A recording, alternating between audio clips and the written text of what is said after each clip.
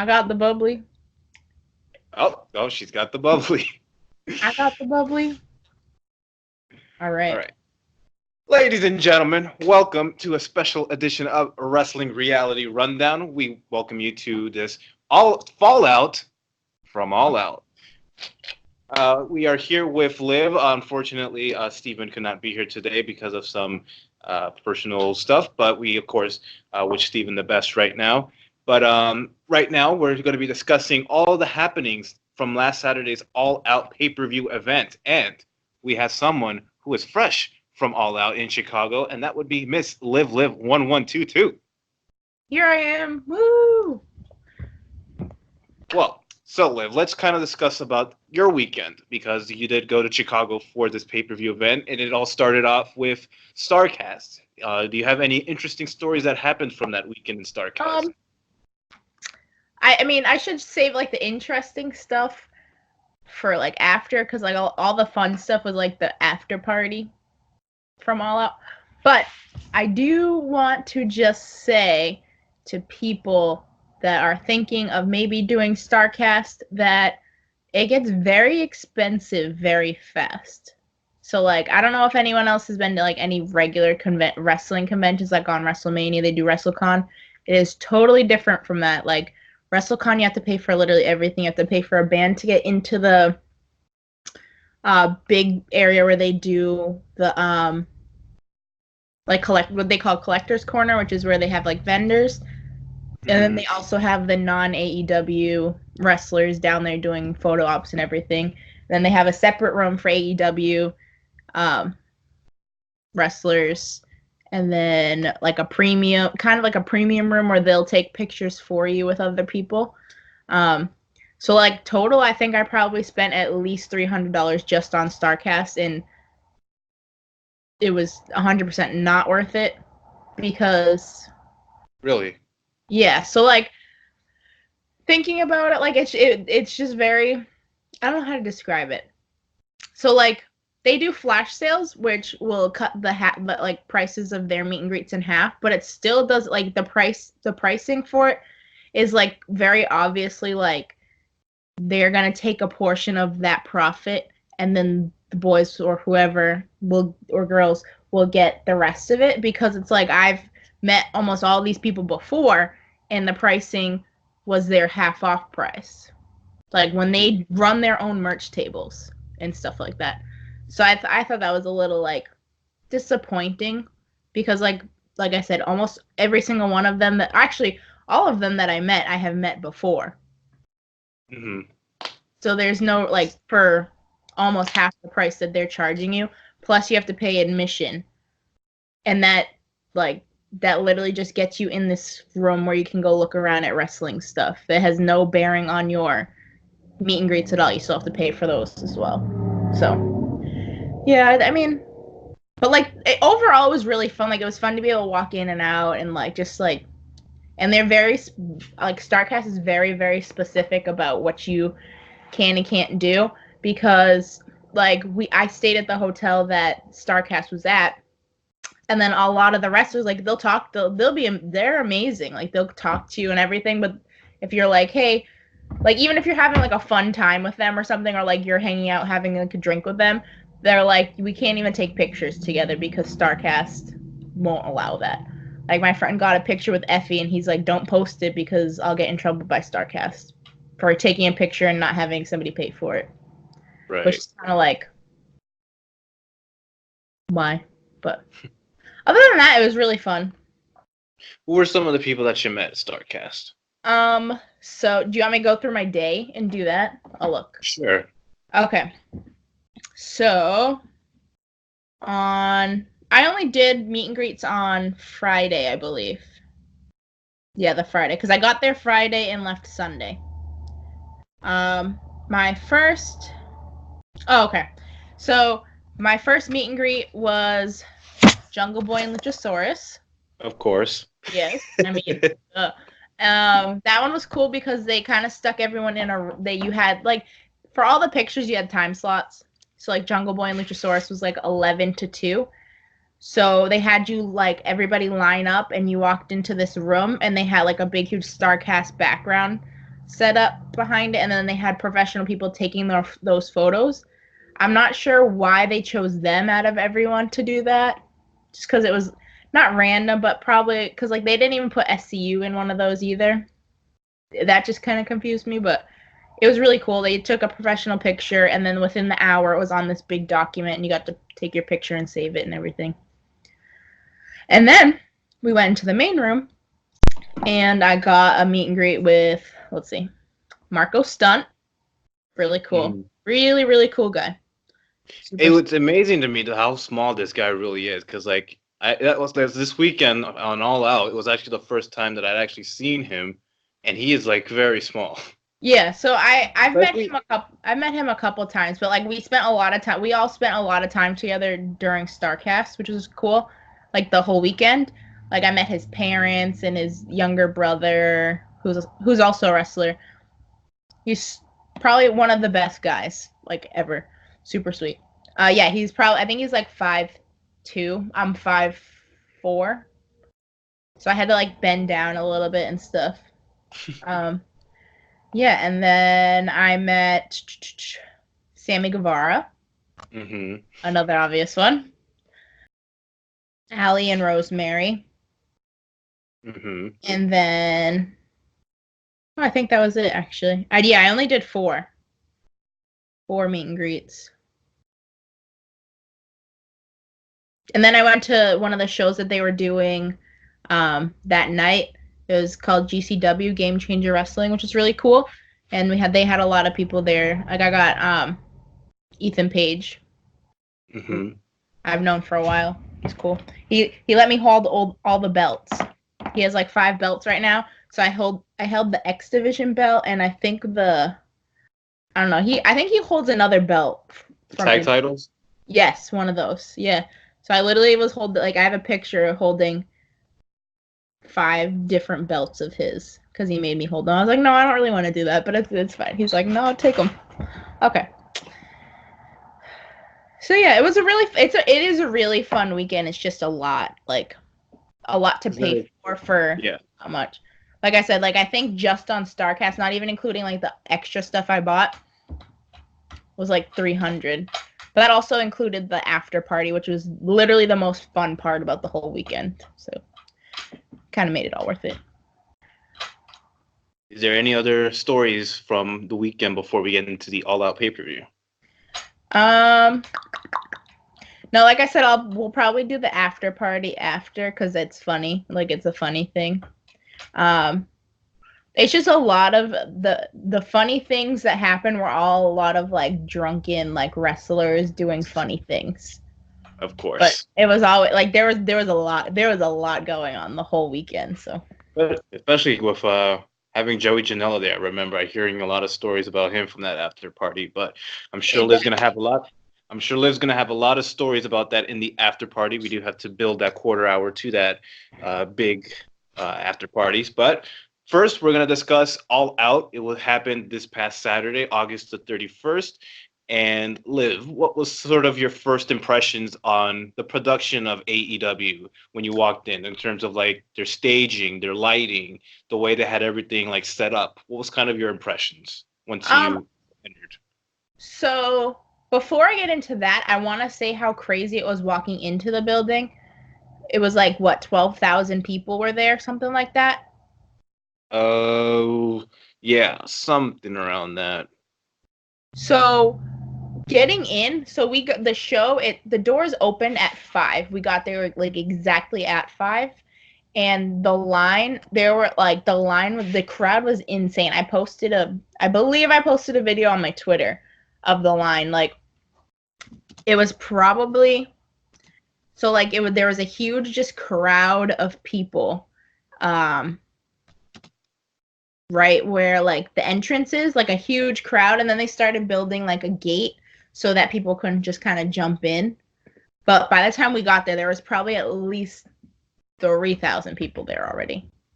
And you once you walk, it was fine. Like once the door started opening, it actually wasn't super bad to try and get in. There was just a lot of people in one space because there was only one entrance. unless you had like some VIP like room thing or something like that. Yeah, it was really hectic walking in, but once you got in, everyone kind of like spread out. And I mean, the only bad thing is like you had no chance of getting to like the merch table anytime during the show, like before the show or during the pre-show. No chance. All like half of the really big shirts that were selling were already sold out by the time like I went to even go look. Mm-hmm. But once I got in there, it was amazing. I mean, the light was a little dim, but it was like a perfect dim. Like, you know how sometimes it's too bright? I feel Yeah. like a lot of wrestling shows do that. I thought everything about that was perfect. Mm-hmm. Honestly, I liked the setup. I like because it was like old school TNA kind of to me with the tunnels, which I really liked. This was your first AEW show, right? Yes, yeah. Mhm. And will the Boston show be your second show? When is that? That's October? October the 9th, I believe. Oh, yeah, I don't think because the new pay-per-view is gonna be what, November? No, yeah, November the 9th, I believe. Okay, yeah. I might do that, but so yes, Boston will be my first one. Well, my second one. So we will start now with the AEW All Out review recap. We will be going through our thoughts. I will be going through my thoughts as a home viewer, while Liv will be going through her thoughts as a live viewer. And we start off with the buy-in pre-show. It was pretty interesting because this pre-show pretty much started right on the dot at 7. Mm-hmm. It was a very quick start for pre-show, but it was the 21 women casino battle royal. This is the second time that they did one of these casino battle royals. Sort of, what is kind of your thoughts on this casino battle royal? Because there's a lot of mixed reviews going with this in terms of its format. Because the way it goes, I believe it starts off with 5 competitors, and then every couple minutes another 5 comes in, and then there's a joker who comes in by themselves. I think it's an interesting concept. I don't know if it's executed perfectly well, but I think there could be some. I think there's potential for something like this, but I think I think things need to be done a little bit more differently with a match like this. You know, I 100% agree. I mean, just like even for like a typical viewer who's not going to be watching literally every single week, but they'll like tune into like a pay-per-view or something like that, it's confusing. Like, especially since a lot of it you need to know from like watching their little like Road to All Out. They'll like announce people who like I don't like the groups. Like I get it because they don't want to make it like a Royal Rumble type thing, but I mean, definitely like you said, can be executed a little bit differently or a little bit more. What's the word? Not conveniently, but a little bit smarter. I don't know. I don't know. I think it's just because I'm not used to something like that, but I really like the idea, just not the execution so much. Mm-hmm. I do think because like the one of the problems with the last one was sort of just the entries because you have 5 people coming in, but no one's getting introductions. And this one they did introduce, they did have introductions, but I feel like you're kind of They missing just out on. listed off the names. Hmm? They just listed off the names when they came out. Yeah, they just listed off the names, but also like I feel in a match like this, it's like they try their best to try to get everyone spotted. We go back to last year; they did the over the budget battle royal, and I felt that did a good job of getting everyone spotted. And I think that was a lot differently than this one because that one was just everyone all at once. But here you have people coming in every couple minutes, but you have 5 people coming in. You know, you look at a match like the Royal Rumble, you have one by one coming in, and each of those people will get like their own kind of spots individually once they come in, and that's kind of a hard thing to do when you have 5 people coming in at once and standing out. I know, I agree. I mean, I thought the match was definitely really good. It's just like we said, it needs a little bit of work with the execution. I think they tried a little too hard to put groups together that worked well together. So like what I think it was like the second group had like not to sound like bad or anything, but like the goth girls were all in that kind of group. We're all in the same group. Mm-hmm. I don't know. I think it just tried a little too hard with that, and I don't like how, like I was saying, kind of there were no like surprises. So why couldn't you just announce your full roster that's on like, because there wasn't really anyone not on the roster that wasn't Well, announced. some of these interesting ones, like we have Tennille Dashwood, who's currently signed with Impact Wrestling. I think that Yeah. was an interesting little But surprise there because we were actually, huh? didn't you know she was gonna be in that? Didn't they announce that? I don't believe they did announce that because I remember reading a report the day of that Impact and AEW were working out a deal. Which I remember last week we were kind of discussing like the possibility of maybe even a Rosemary even appearing in a match like this, I especially wish. especially considering Ali is in this in the same battle royal. But we also have here ODB, another surprise one. Well, see, and I think for me, I might not have realized it because I was at that the whole weekend. Like for Starrcast, ODB had her food truck out front the whole time. So for me, she wasn't even like a thought. Like she's here. She didn't do any meet and greet. She just literally had her food truck. So I was like, oh, she might just be on the show, you know. And Mhm. Tennille, I don't know. I don't know. I mean, I guess being there, it was hard to like differentiate.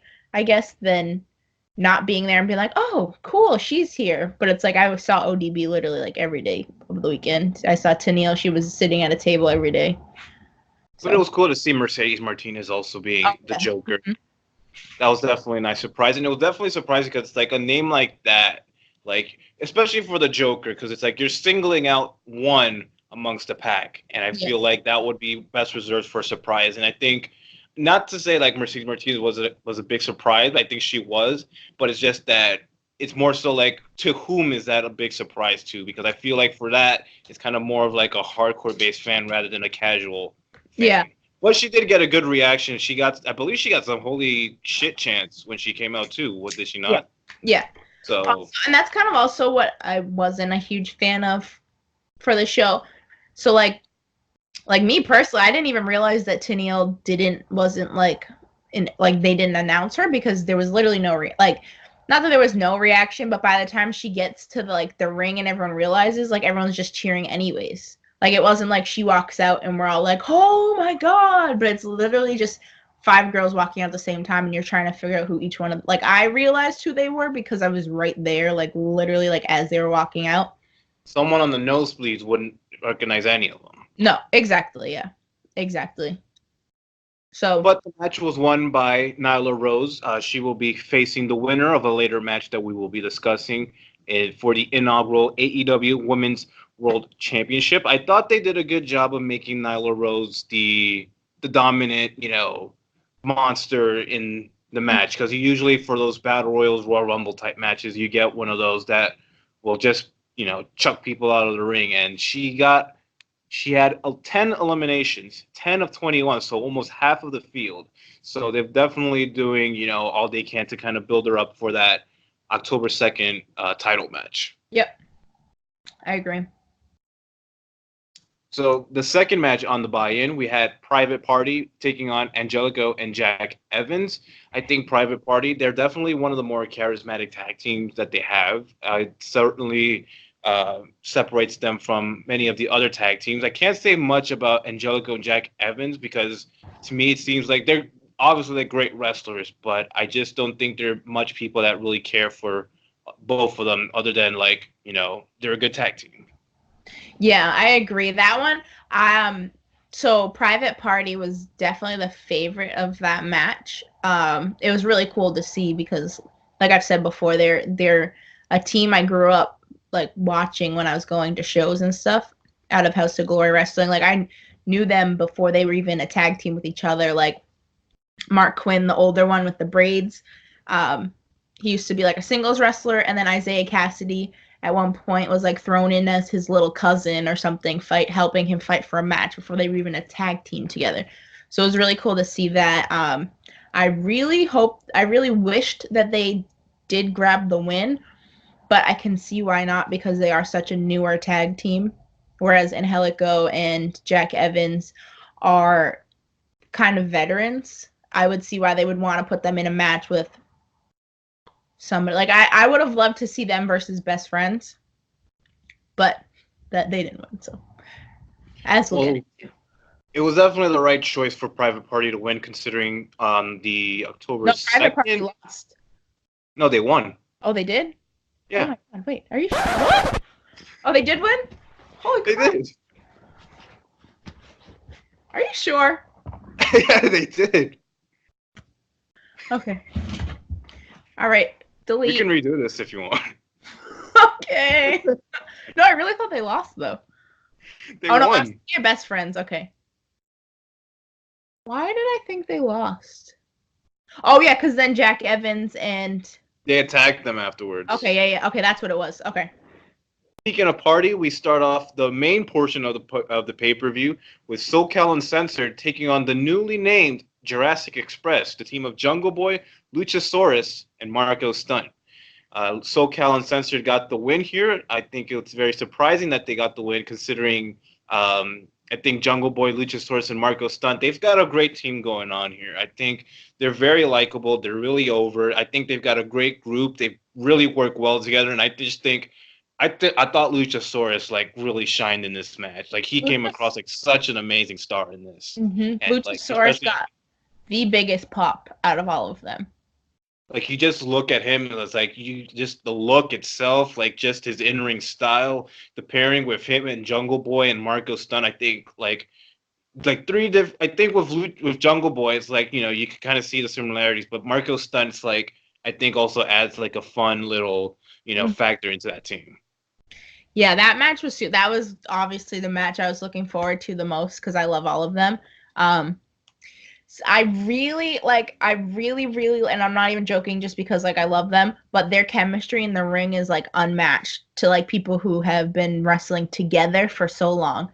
But like all of them have been friends forever. Like Jungle Boy and Luchasaurus. Jungle Boy was like 12 years old doing his training while Luchasaurus was he was in his 20s or something together. So they've known each other. They've been training together for so long. They've known each other.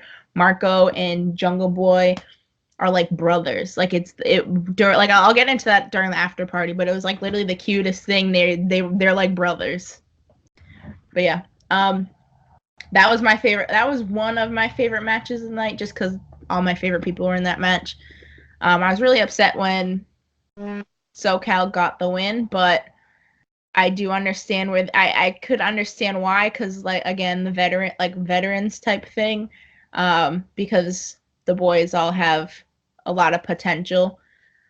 I just want to see where they're gonna go with it because there aren't many trios. So like if they're gonna keep them as a team, I don't really understand what they're gonna be doing because the only real other trio, with the exception of now Best Friends and Orange Cassidy, they don't really have any, Right. I'm excited to see where they're going to go, though. I do find it interesting that SoCal Uncensored got the win here, but I can kind of see why, considering I don't think they really had much wins in AEW. So I think giving them this win going into the tournament kind of gives them some momentum. But SoCal Uncensored got the win here. You were going to say something? Yeah, I was going to say my only other thing, though, is like thinking about it now, though, I don't think Jungle Boy has had a win on AEW yet. Did he not get a win in the last pay-per-view? I don't think so. He was in that in the casino battle royal. Just doing some research here. One was Dark Order 1, right? Yeah, that was the Fight for the Fallen. Dark Order got the win there. And I'm looking at Fighter Fest.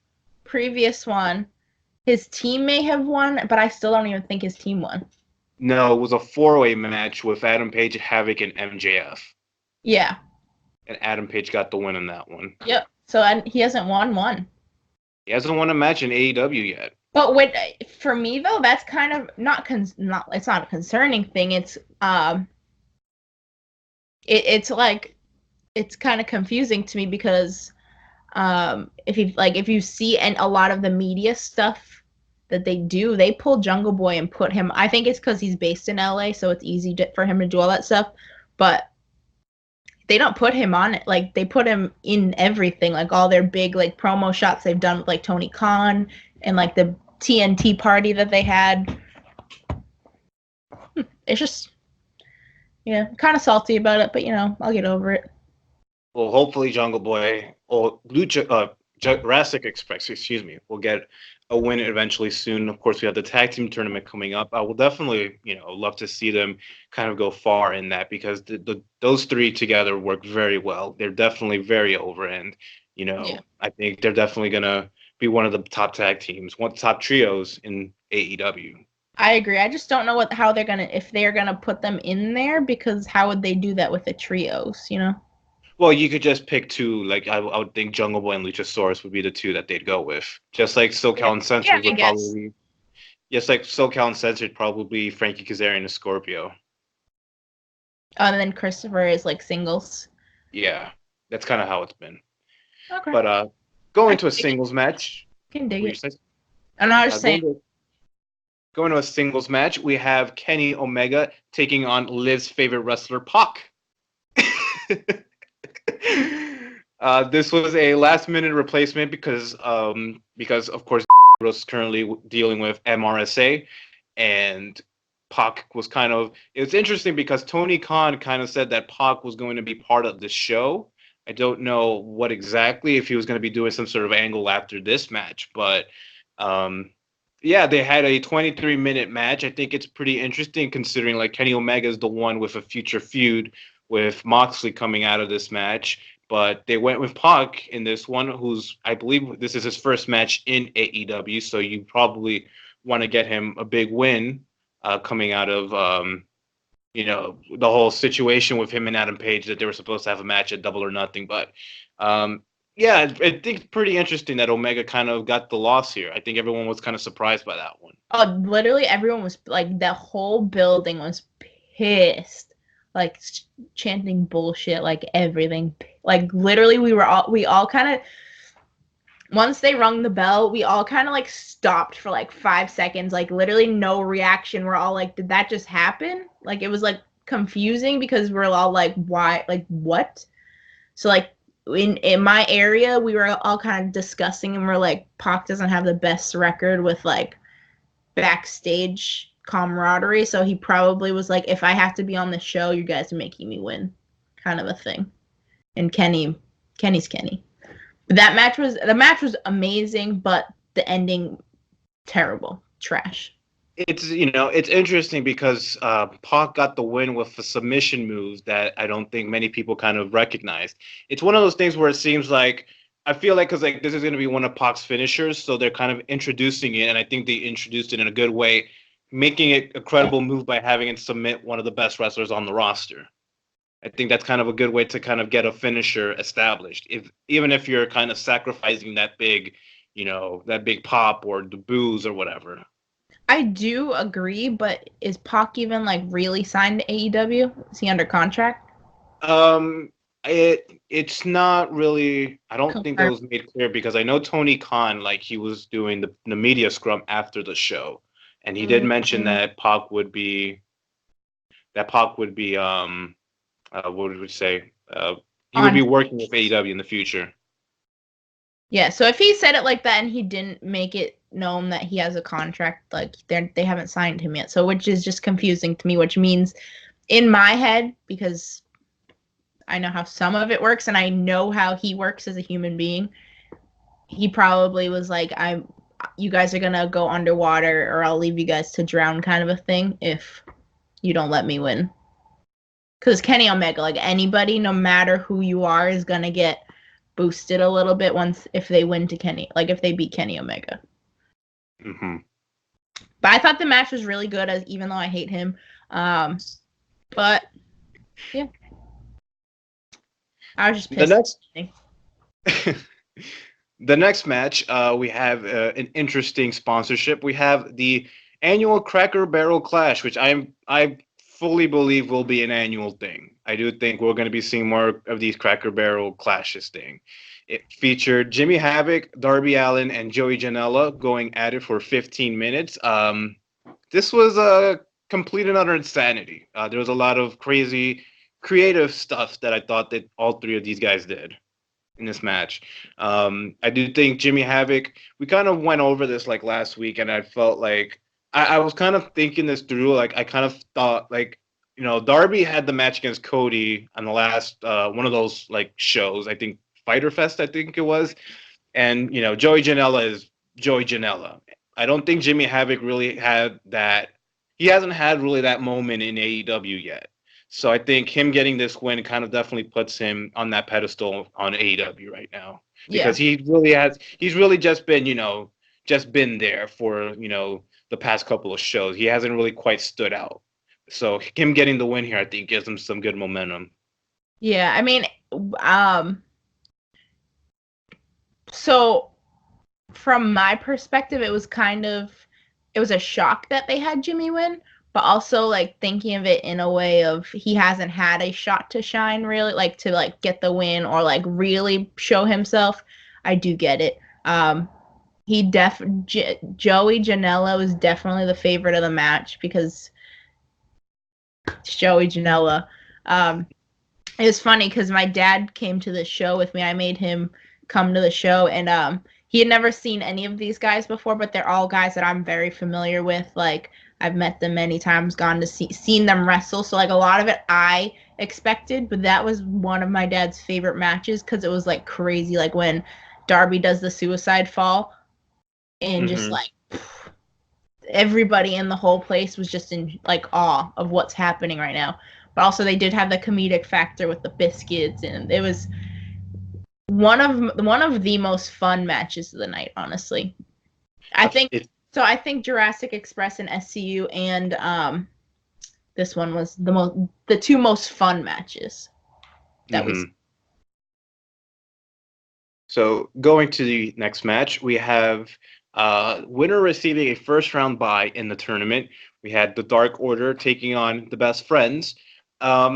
Not a lot of thoughts on this match. I think it's kind of one of those, like, it was just a match. I felt there wasn't really much, impression. I think Dark Order, they still need some more character development. I don't think most people really know who they are. So, they have the whole thing with the minions and stuff like that, but I feel, we kind of need some more from them. I 100% agree because this was the match I chose as my bathroom break. I do love Best Friends, but they are very amazing wrestlers, but when they do their whole Best Friends thing, they kind of like are jokesters. The one thing I have to tell you though is I was in line, I was just getting water while this match was happening because it was like the shortest line for concessions all day. I was very upset when I saw Orange Cassidy come out because I'm a huge Orange Cassidy fan because I think he's hilarious, and I think he is a really great wrestler as well. Like before he started his whole like I don't care stuff, but I think it does take a certain amount of athleticism to be able to do everything that he's doing with his hands in his pockets and not taking them out once. Mm-hmm. But yeah, I was really upset that I missed him coming out because he is one of my. Oh, you missed it. I did. I was watching it up on the screen. I'm like, we're all standing there because we're all like, this match. Like, no one. Dark Order is what kills it for me. Like, if it was anybody else with them, with Best Friends, I would have stayed. But I just don't care. I don't care. Like, there's nothing about them. Like, for me, they built them up as this team that I should know. And that, for me, is, like, kind of like a turnoff. Like, I'd rather have them build them up. Like, I'd rather have them do more of, like, an Aces and Eights type thing with them.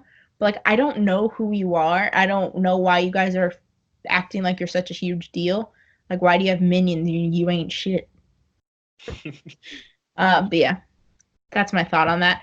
I very much regretted that I was still in line for Orange Cassidy coming out, but nothing else about that I regretted taking a bathroom break for. It's going to be interesting to see, the shenanigans that Best Friend and Orange Cassidy are going to be getting up to every week on TNT. I think they will be really fun with Jurassic Express, a match with them. That could definitely be very interesting. Another match that was a little interesting, we had the second qualifier for the AEW Women's World Championship that's scheduled for AEW on TNT for October 2nd. We had Riho versus Hikaru Shida. I believe Mhm. I'm pronouncing that right. Yep.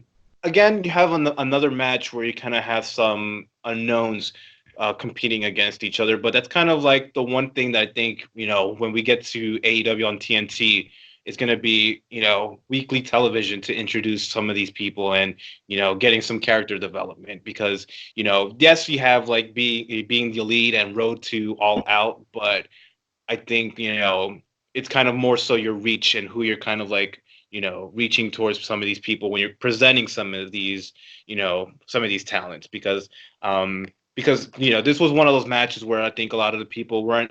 I don't want to say they weren't interested, but they just kind of had a hard time going into it because they weren't familiar with these two. Yeah, so in the crowd there was literally one section that was very active. Like the match itself was really good. Um Hmm.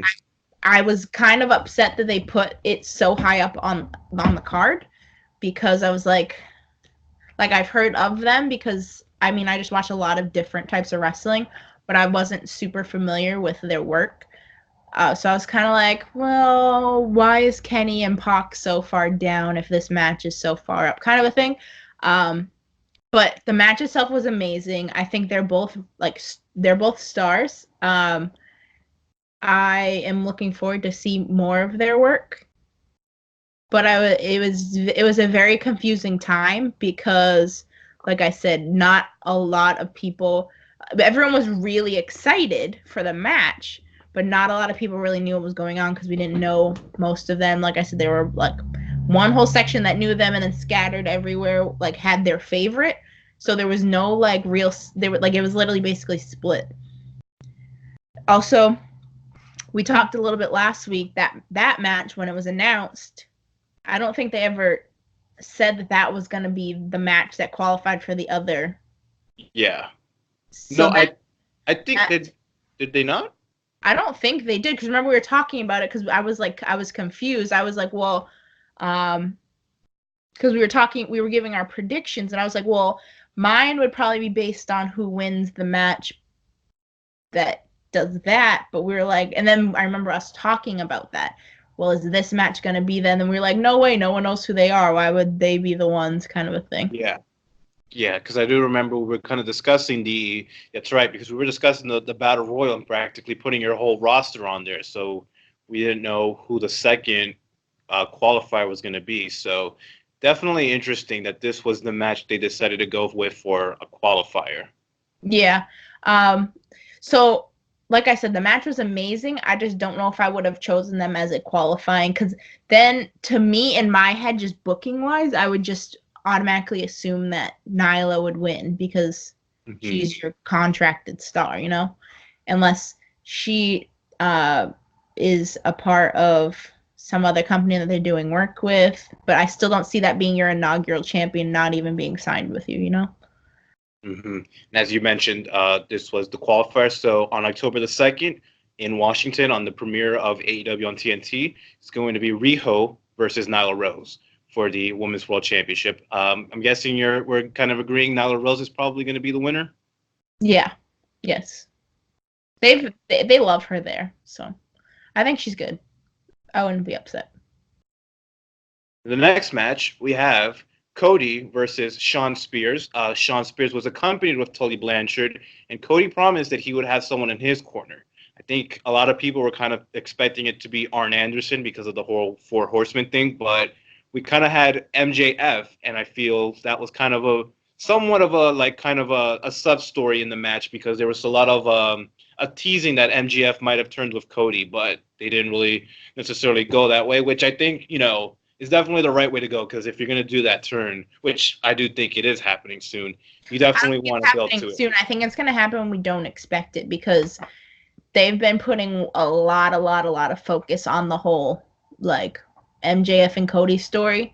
So I don't think it'll happen unless they put Cody up for a championship match or something like that. Maybe. Hmm. I don't think it's happening soon.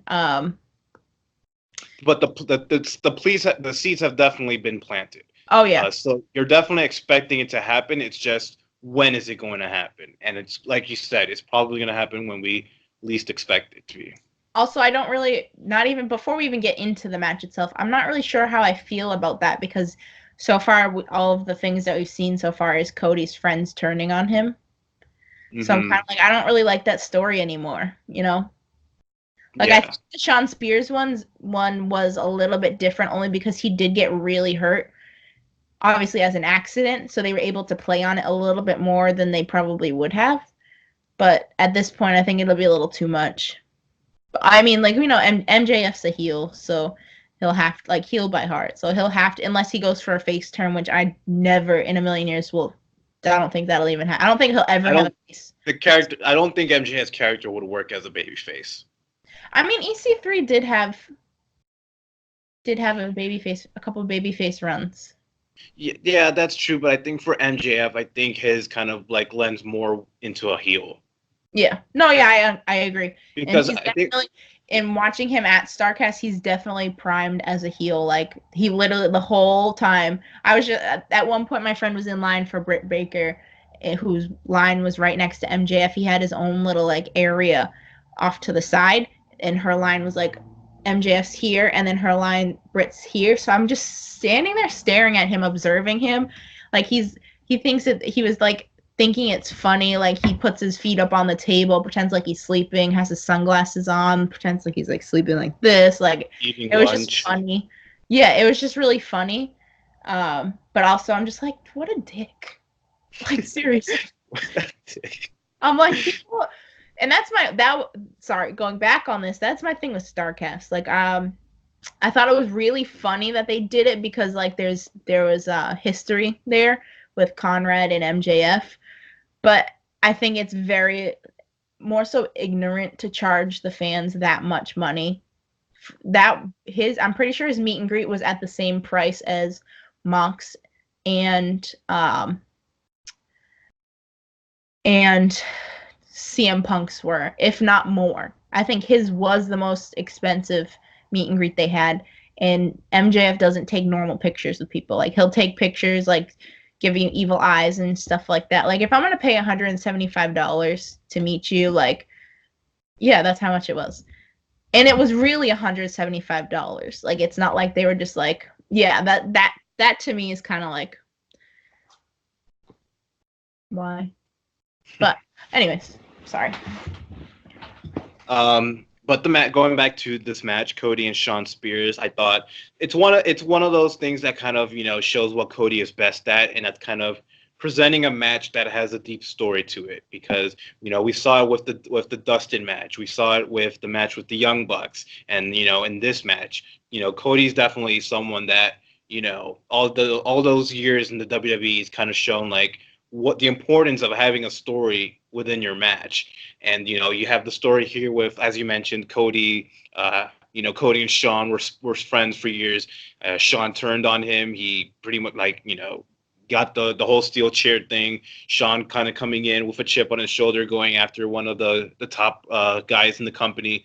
So I thought the match was okay. I thought it was pretty good. It had its moments. I thought in the middle kind of was a little slow, but in terms of storytelling, I thought this was definitely the match, that had the most story driven to it. I thought it was great seeing Arn Anderson come in there and do the spine buster onto Sean Spears. Anytime you get Arn Anderson doing a spine buster, definitely adds to the match. But yeah, Cody winning this one, I think there's a story going on with MJF, and I think him getting that win definitely kind of is the right call.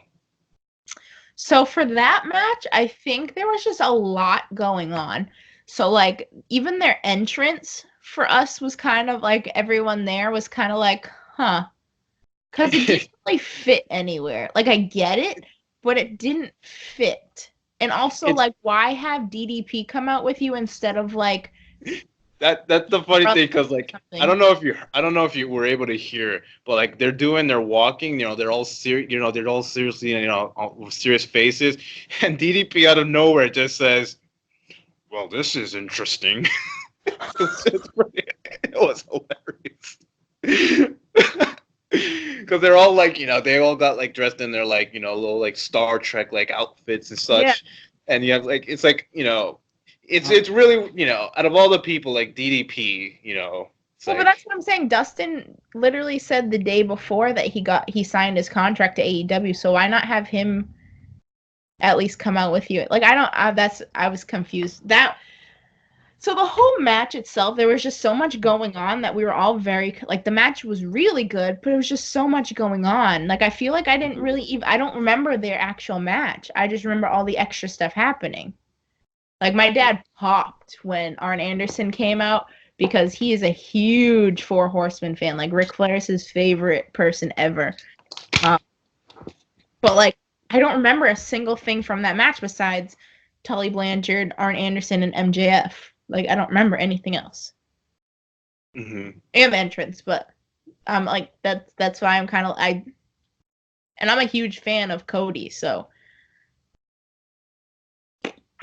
yeah. Like the crowd loved the match. We all did, but I think we were all just in agreement that it was just a lot going on. Yeah, definitely a little overbooked there near the end. Also, especially it's one thing, other thing too, oh, yeah. because it's like you have Tully Blanchard there, with Sean Spears at ringside, and then it's like once Arn Anderson came in, he pretty much like disappeared, and it was just one of those weird things that kind of happened without an explanation, as you was kind of saying, because like there's just so much going on that like I don't know if anyone noticed that Tully kind of just like disappeared, but they probably just didn't show it then because Tully went running after Arn and he's like freaking out. He's like, that's kind of where he went. But also after that, that's kind of where the match ended. So like Cody hit a spot on Sean and then Cody won. So then it's like also solidifying that if Sean doesn't have anyone in his corner, he's not like he can't win. Kind of a thing, because like they're putting Tully as his like mentor type thing. Like I don't know. The whole thing was really confusing to me because I really even kept up with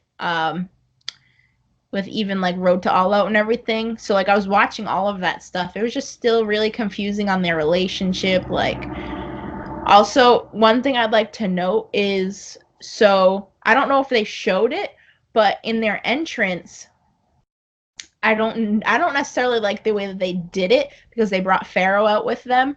When Cody's pyro went off, Pharaoh was kind of like out. So I mean, I don't even know why they would give him pyro at that point. Like your dog's a service dog. Like it's his point to like make sure that you're safe, but he can't do that if he doesn't feel safe. Mm-hmm. So that not really concerns me. But like I was kind of just like thinking of like I think they were thinking the best case scenario because I don't know, like dogs have the most sensitive hearing out of anybody. So I don't know why they thought that it would be a really good idea, or even like pull out the pyro once they're down the ramp a little bit further or something like that. Like that was right when they were trying, like you could see through the kind of tunnel a little bit when they were trying to get Pharaoh out, and he's trying to like walk the other way, and MJF kind of had to like pick him up and like scoot him a little bit.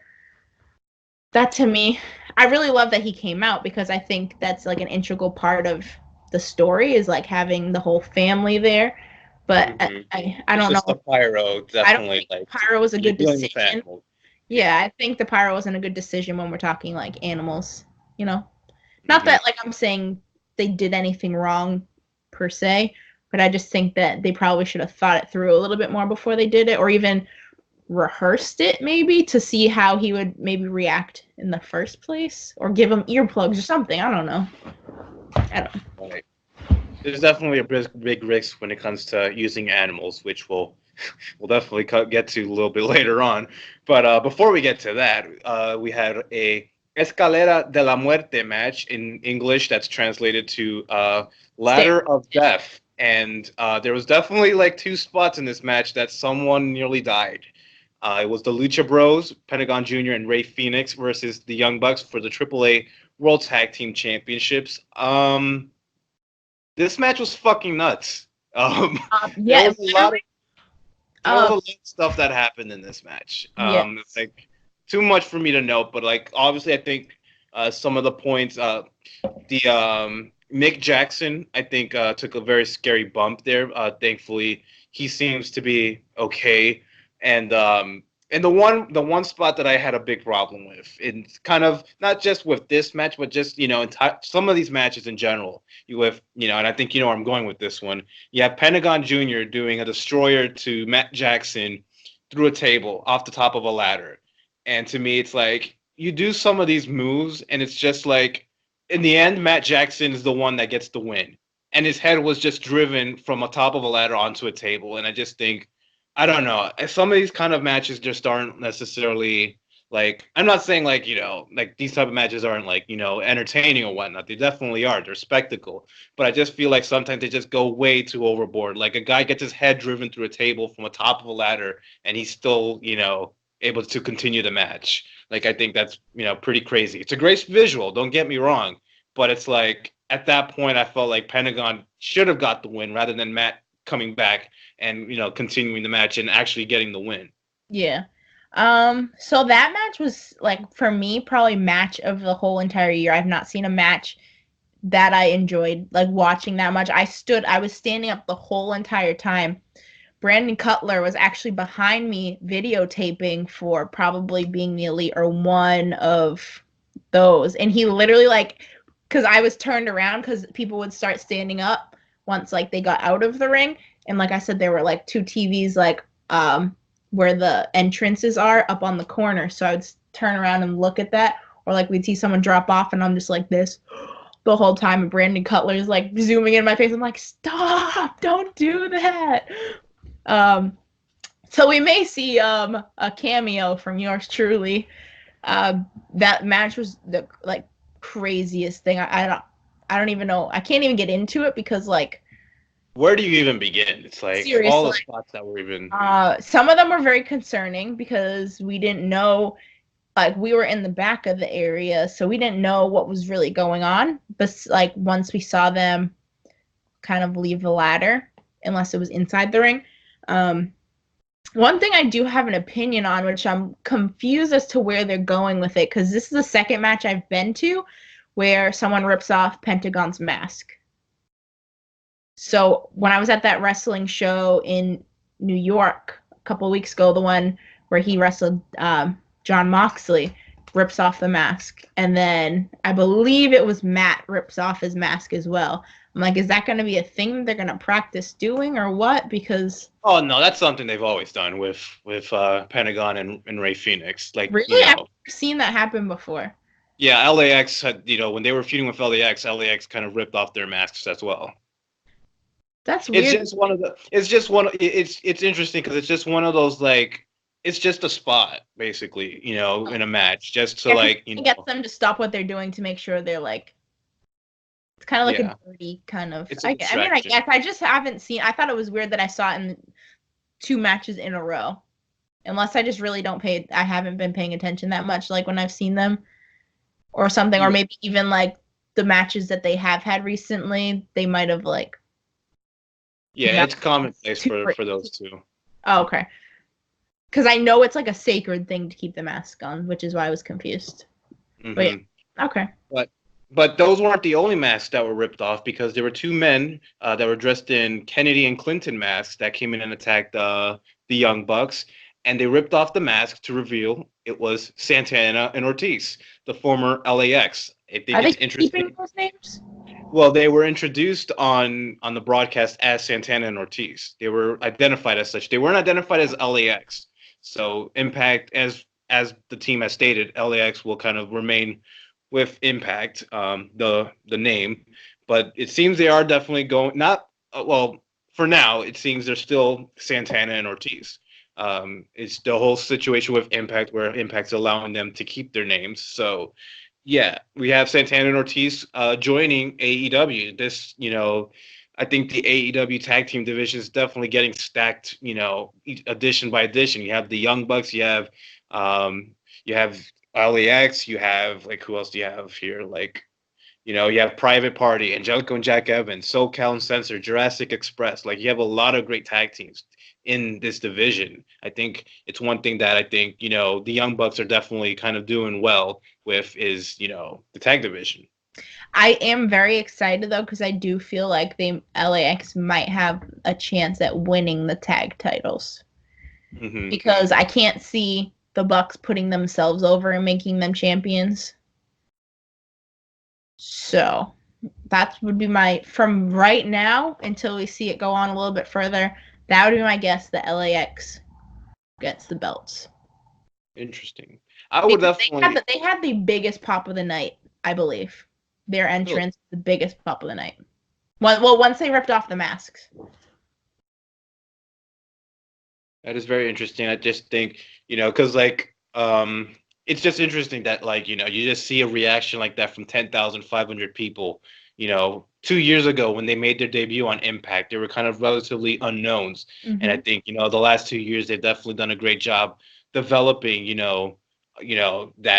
that reputation of being one of the best tag teams in the world, and I think that reaction kind of just showed it there. Yes, I was shocked because like I know them, like, and they're they're like I've been like I say about Private Party. They're from the Northeast, like they're our tag team. Like we love them. And it's really nice to see like everybody else freak out about them the way that we do. Because like I said, I remember, I believe I was at the actual show where they debuted, and it was nice. I think I was one of the few that popped for them. So seeing 10,500 people pop for them was amazing. And our final match of the evening, we had a match involving Chris Jericho versus Adam Page, accompanied by a horse. Adam Page has always said that he's wanted to have the entrance where he comes in riding in with a horse, and he finally got to do it in a big match against Chris Jericho for the World Heavyweight Championship. Like you said earlier, it's like there's definitely a risk when it comes to using animals in your entrance. Like just a horse is like like what did you think of this of the horse? I thought it was perfect but we were all we were all, it was one of those things again where we were really confused because we were waiting for him. We didn't know what was going on. Um, we kind of all were like watching the stage, and then all of a sudden the curtain opens up, and we're like, oh, cool. And then we see a horse, and we're like, oh, cool. I mean, I thought the actual entrance itself could have been done a lot better because it was like it was very crowded where they were bringing the horse through. Like it was very odd. It was just odd, I think. But I think that was the only thing they could really do with the space that they had because they obviously couldn't bring a horse through those tunnels or anything like that. Um, Nonetheless, I thought the entrance was amazing. I just wish the execution was able to be a little bit better, you know? But going to the match, we had Chris Jericho, Adam Page. They went 26 minutes, pretty long match. Chris Jericho getting the win here. We were kind of a little back and forth in this one. It's just funny because like even after the show, I kind of changed my mind, and I kind of was thinking I think Jericho would probably be the better one to go with here. Mm-hmm. I think Adam Page will definitely have his time, but I think Chris Jericho has done such a great job as a heel where he's doing the whole thank you shtick. He's doing he's just Chris Jericho's just great at being a heel and just getting an emotion out of you. And I think when somebody beats him for that championship, it's going to be a big deal. Yeah, I agree. Which is why I think it should be like Cody or somebody. Mm-hmm. I mean, the match, honestly, that match, like, I think I hyped myself up for all the other matches so much that like the last two matches that I was really excited to see because I like them as wrestlers were not as like, it was definitely, so almost everyone got there at 5. So from 5 to 11, that's a 6-hour show. So it was definitely getting very long at some point. And then the fact that that match kind of drew out a little bit. And I think we were all like, I'm not even going to lie, we were all expecting somebody to come out at the very end. And we were all expecting something. And we were all kind of holding our breath. Nothing happened. Like the match was really good, but it was too That extended. I think we've that had. late that late in the show, having to follow everything that it did, especially coming after that insane ladder match, it's like you're going 26 minutes as well. I can definitely sense the crowd kind of just being tired out at that point because especially when you consider this is for the first AEW World Championship. Like whoever wins this is your guy. Yeah. It definitely did die out like a lot. That's why I didn't have an issue with Adam Page being the opponent, but I did feel like it would pose an issue, which it kind of did because there aren't a lot of people who are that big of a fan of Adam Page to keep the momentum going. Chris Jericho's a huge star, but he's a heel, so you're not going to have a lot of people cheering for him. You're going to have a lot of people confused about whether they should root for Adam Page or not because they don't know what's going on. They don't know much about him, much about any of this. So I think that had a very big hand in what was going on. Chris Jericho wasn't doing much to like taunt the crowd. I mean, the match itself was really good, but like I said, it was long.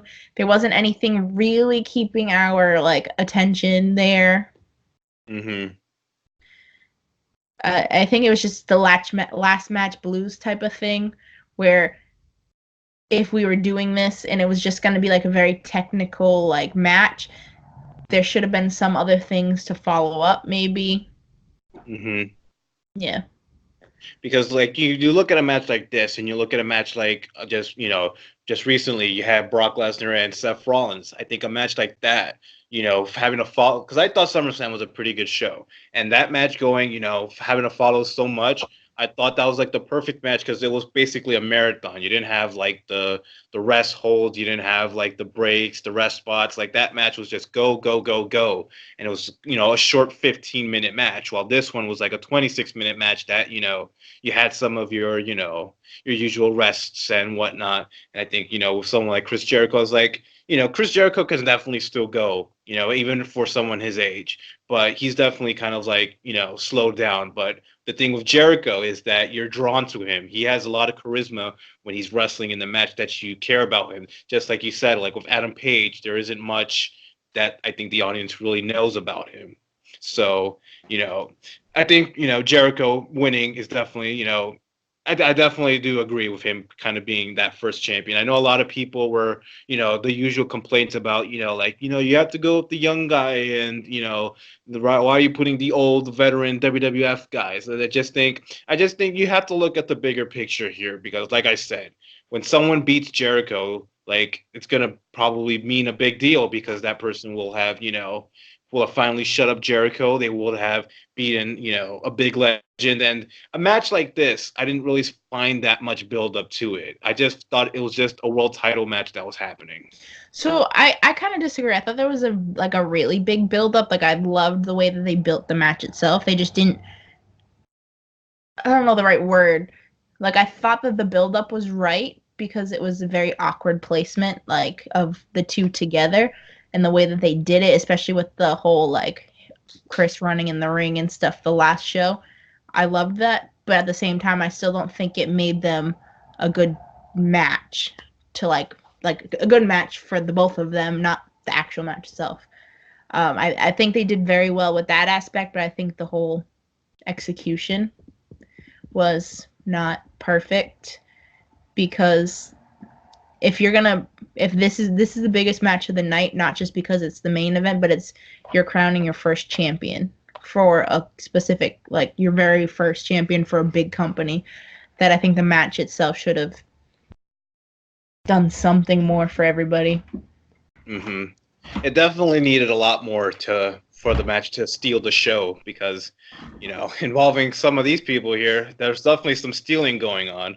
Um, you know, reported reported what a segue. Over the weekend that the AEW championship was stolen. Jericho filed a police report. The physical belt was reported legitimately stolen by Tallahassee police from Jericho's limousine while he was eating dinner at a Longhorn Steakhouse. The following day, Jericho launched a worldwide investigation on his Instagram account and all of AEW's social media accounts. But yesterday, so this recording Wednesday, the police were able to confirm that they had recovered the championship.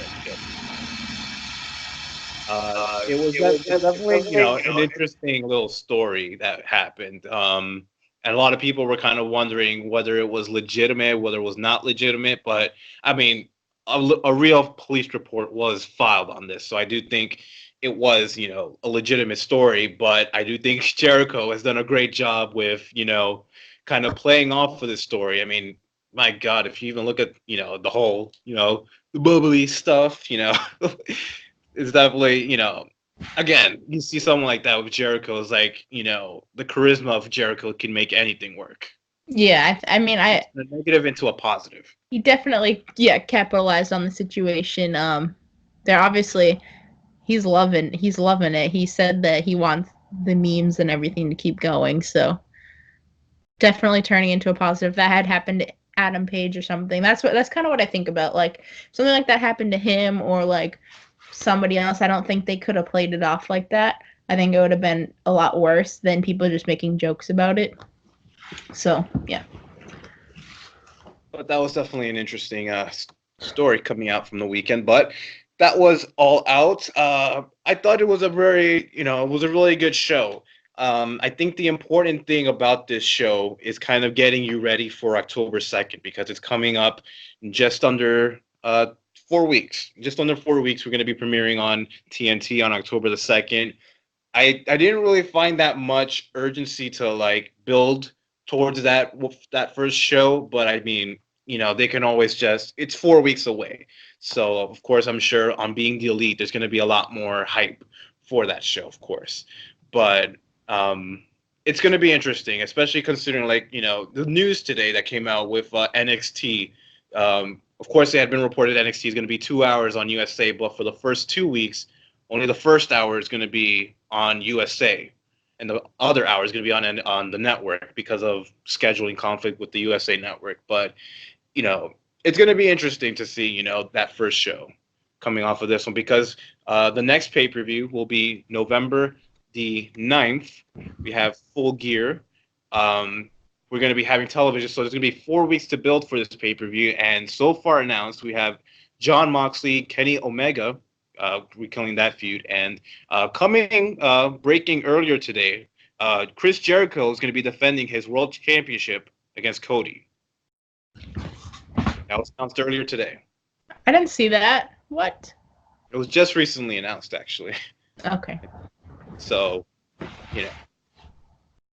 yeah, I just think, All Out was, a pretty decent show, especially considering this is somewhat the celebration of, All In last year. So, I thought it was decent, but I feel like, kind of as we were talking, like there was definitely some learning from this event when it comes to, presenting some of your talent. But I feel that will definitely be addressed when you have weekly television to help build up to your big cards and introduce more talent and have proper character development. So I think like I was saying to you, I think it might have been before we were recording, but that was my favorite show I've been to. But I also think it is because they did have some little hiccups and stuff, but it was never anything that was like it felt like it was like it feels like your family when you're there, which is weird. Like if they're like everybody is just like you go to a WWE show and no one wants to talk to each other. Like you're kind of just like sitting there. The whole like our whole like area was all talking to each other. We were all excited, high fives and all that stuff. Like I think as a fan, it was my favorite to go to, and just like being there, goosebumps. Like even worse than WrestleMania. Goosebumps, like crazy. And it was way smaller than what WrestleMania was. There weren't as many big names as WrestleMania, but like goosebumps. I almost cried like 3 different times. Yeah. Well, a lot of emotion was shown on the pay-per-view, but I'm sure a lot of emotion was shown after the pay-per-view.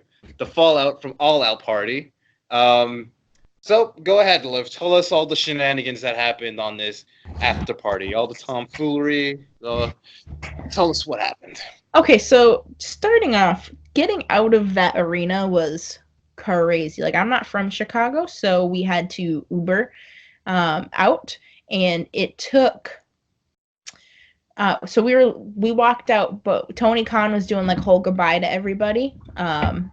Like, it's usually like the big group of them that are doing the goodbyes. It was literally just Cody and Tony Kong, so I was kind of like whatever, and we left.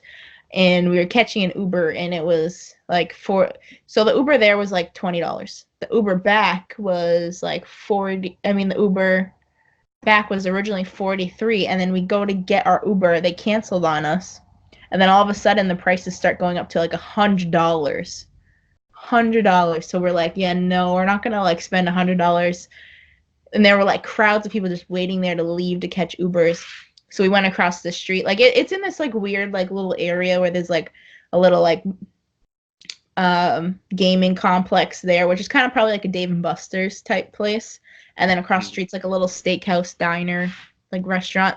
So we went over to that restaurant and like had a couple drinks before we went back to the after party, and we're all like freaking out. We're like, this after party started a half an hour ago. We haven't even gotten an Uber yet, blah, blah, blah. We get there. It's fine. And literally everybody's like shit-faced. It's crazy in there. It's in this like ballroom. They have Tone Loc doing DJing and stuff. So like everyone's shit-faced. We're all shit-faced. Like, and we walk in and they have these two lines for meet and greets. One's Scarlet and the other's Killer Cross. And I'm like, whatever, walk through, start walking around. Joey Janela's literally like just making fun of everybody on the mic. Like, he's like, hey, what's this guy? Blah, blah, blah. This guy has Chris Jericho, blah, blah, blah. And then, so yeah, then we're like mingling with people. And then Leva Bates comes in and starts doing a meet and greet type thing, like in front of the little poster thing. And yeah, and then I guess Tone Loc's done. They only performed for like 20 minutes or something like that. And then honestly after that it was kind of over, but no one left. So like it was me, a bunch of my friends, and Marco Stunt, his brother Logan Stunt, Joey Janela. We're all just literally standing in this one circle talking and everything. And then Joey's like so drunk, it's crazy. Like people are just handing him drinks and drinks, and he's like at the point where he has to like start giving them out to other people. And Joey's going around like screaming just random stuff. And then I'm talking to Marco, and my friend's like punching me in the shoulder, and I'm like, what? Like, I'm talking. And then she's like, look. And then all of a sudden I see like this tall guy with long sideburns and super duper curly hair, and I'm like, it's Jungle Boy. And my friend's like hitting me. She's like, and then Marco's like, what? And I was like, I love him. And then he's like, oh, like, come here. And then I'm like, no. Like, I'm not gonna go talk to him. Like, he's here, like, to do whatever. And then Marco's like, hey, Jack, come here. And I like literally like, ran away, and he's like, and then they start following me, and he's like, Jack's like, I know them. Like, I don't know why she's running away. But yeah, and then so like we're all standing there talking and having like a fun time, and then they start doing this like like Joey was like, okay, I'm bored. So he takes the mic, goes up on stage, and he starts telling people to like powerbomb people through tables and stuff. It's like it was crazy. So like he's just like, oh, someone wants to go through this table. Someone's going through this table tonight. And it's like a regular table. Like it's not one of those like cheap like tables that they put people through normally. So it was funny. They have one of the girls, like girl wrestler, her name's Alley Cat. I don't know if you've heard of her. But she's like, I'll go through a table. And they're like, no. You're not going through a table. And then they're like, well, what if someone puts you through a table? And she's like, yeah, sure, whatever. So like one of the indie guys picks her up, puts her over his shoulder, starts running, throws her on the table, and she just like bounces off. And we're all like, and then Marco is like, someone throw me into the table, and then nothing happens again. So he literally steps on it, starts jumping up and down. He's like, what's going on? Yeah, honestly, there were so many shenanigans I can't even like think about. There were lots of things that aren't appropriate to like say on on camera. even with our non-PG show, that were really, really funny. But yeah, it was a crazy, like, if they do another one of these, I will probably end up going to that Baltimore show because that was the best part of the whole weekend. That was even better than the show, honestly. And I loved the show. Yeah. Wow. It was crazy. I can't even like describe it doing it justice. Really, I can't. Yeah, I don't know. It was funny. It was good. It was a good time.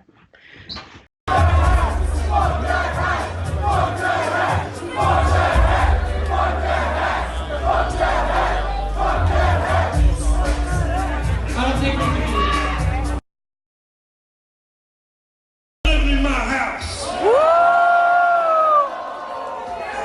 So in one more week, he gets to move out, do whatever he wants to do. But for the next week, son, you're grounded. You heard it here for Papa Stuck. For the next week, no PlayStation, no Mountain Dew, no Pornhub. It was a good weekend. Well, we're glad that you had a great weekend at All Out. I'm sure a lot of people had a good time watching it at home, but for you, I'm sure it was definitely a great experience that whole weekend with, well, Starrcast was, what it was, but I think the after party definitely was the one that was definitely worth it. Oh yeah, the after party was only like $30. It was cool. And what time did the after party go to? So the after party technically started at 11:30, but like no one even got there until like at least midnight. And then it technically ended at 1:30, but it didn't really end until like 2:30. Mm-hmm. If that makes sense. Yes. And then we actually did get kicked out because like the marshals or whatever were doing building things. We're like, no, you guys really need to go now. And Joey's like, all right, the fun police is here. Oh, that's hilarious. But is there any other thoughts of All Out that you'd want to close off with? No, I just think it's always really fun when you get to like meet other wrestling fans. Like I made a lot of new friends too, which is fun. It's always fun. Like I'm not huge into like I'm not one of those people who like just is like, hey, like like those people that are always like that can just go up to anyone and just start a conversation with them. That's not me. So it was cool to be able to like have those people who like came up to me and like once you come up to me, I'm fine, but I'm not gonna be like a to you. Normally those people I'm like, yeah, bye. But yeah. That was it. Well, that is our recap of All Out. The next pay-per-view, November the 9th, will be AEW Full Gear with a potential appearance from Liv. We don't know. It can't be confirmed.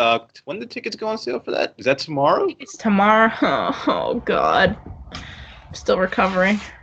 I wonder if this one's gonna be, a sellout because, it's a quick turnaround from All Out because it's, we're still like a good 2 months from now, but it's also Baltimore. It's not like a big marketplace too, so we'll see That's if it's. what I'm wondering too. And I'm also wondering when they're gonna hit a dry spell. I don't want them to, but I think it's gonna happen soon because a lot of the places that they're now kind of catering towards aren't really like big spots like West Virginia.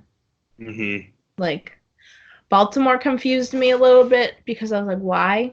But I guess it's like if they have like connections with places like that.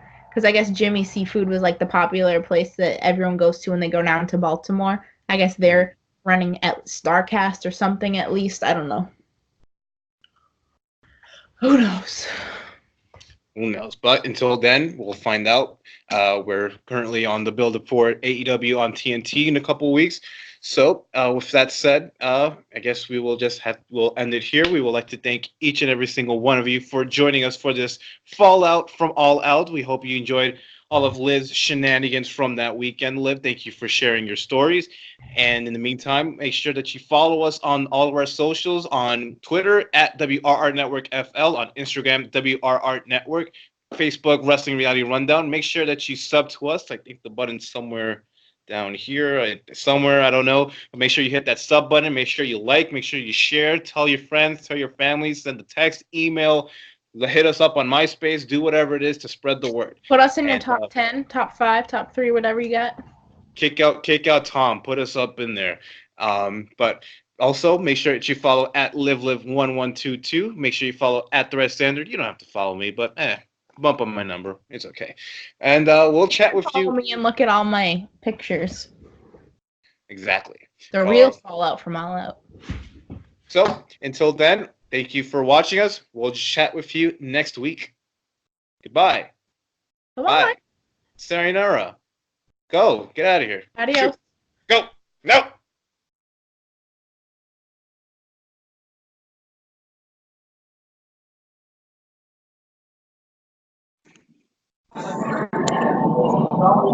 Greetings, one and all. Hello. All right, so where are we at? We were just giving my initial thoughts on like setup and everything of AEW. My first impression, like walking in. We haven't started with the actual show yet. Oh, okay. I gave a little insight into Starrcast, but that's all you missed. Yeah, lives little party life going on there. Yeah, I did not sleep. I was up till 3 a.m. both nights. Oh, Lord. And then woke up at like 7. For my part of All Out, just to interrupt, I want to publicly apologize for losing faith in Riho because I was originally picking her. Then I saw who her opponent was, and I changed my mind, and I feel bad in not having the faith to keep my original pick. So go Riho, become the first AEW Women's Champion. And let's talk about Jericho with the bubbly and losing the championship. Or She's got the bubbly. Liv's got the bubbly. I got the bubbly. Because now it all just feels like it was a work. I know. But also there were real police reports, though. So that is the only thing for me that kind of is like, because like that's literally illegal to file a false police report. Like, I guess they were actually going to try to do something, but then when the police posted the photo that they found the championship, that ruined the whole thing because the internet caught that too quick. Yeah. So that's my 2 thoughts for it. Other than that, the show was freaking amazing. I'm telling you, the best show I've ever been to. LAX is calling themselves, what, PMP or something like that now? Proud and powerful, I believe. Okay. Oh, I freaked when they came out. I was like, because I knew it. The second that they came out, I knew it. Because like we know them so well. I knew like the second I saw them come out. But you know what I wanted to say for this part is, and it's amazing to see how much changed. Because I remember when they showed up on Impact, there wasn't much reaction. It was like, oh, who are these guys? I was actually at that match, and I was one of the only people who freaked out because I knew them because they're from the East Coast, like up here. So a lot of us were like, yo, who are these guys? Who's this with Conan? And what, Homicide was still there with at the time. Who are these guys? And they grew on us. And we realized just how awesome they were over time. And so to hear them get that reaction when they show up, I loved it. I was, as a fan, I was so happy and proud to see them get that reaction from the crowd. Mm-hmm. Me too. Half of it was probably me though, but it's okay. We're not even gonna talk about that. I'm sure Liv gets so loud she overshadows everyone else in the crowd. Yeah. It happens. I can believe that. When I freak, I freak. All right. Steven, wait. We also love to get your thoughts on the 21-woman casino battle royal, of course. You know, congratulations to the librarian for getting her Kofi moment, walking on books, thus her feet never technically touched the ground. I'm